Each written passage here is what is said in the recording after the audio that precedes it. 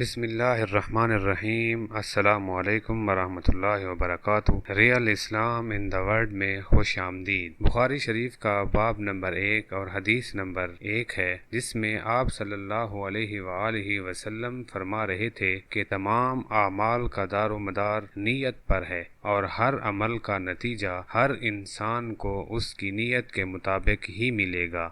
پس جس کی ہجرت یعنی ترک وطن دولت دنیا حاصل کرنے کے لیے ہو یا کسی عورت سے شادی کی غرض ہو، پس اس کی ہجرت انہی چیزوں کے لیے ہوگی جن کے لیے حاصل کرنے کی نیت سے اس نے ہجرت کی ہے۔ بخاری شریف کا باب نمبر 1 اور حدیث نمبر 2 ہے، جس میں آپ صلی اللہ علیہ وآلہ وسلم سے سوال کیا تھا کہ حضور آپ پر وحی کیسے نازل ہوتی ہے؟ آپ صلی اللہ علیہ وآلہ وسلم نے فرمایا کہ وحی نازل ہوتے وقت کبھی مجھ کو گھنٹی کی سی آواز محسوس ہوتی ہے، اور وحی کی یہ کیفیت مجھ پر بہت شاق گزرتی ہے۔ جب یہ کیفیت ختم ہوتی ہے تو میرے دل و دماغ پر اس فرشتے کے ذریعے نازل شدہ وحی محفوظ ہو جاتی ہے، اور کسی وقت ایسا ہوتا ہے کہ فرشتہ بشکل انسان میرے پاس آتا ہے اور مجھ سے کلام کرتا ہے،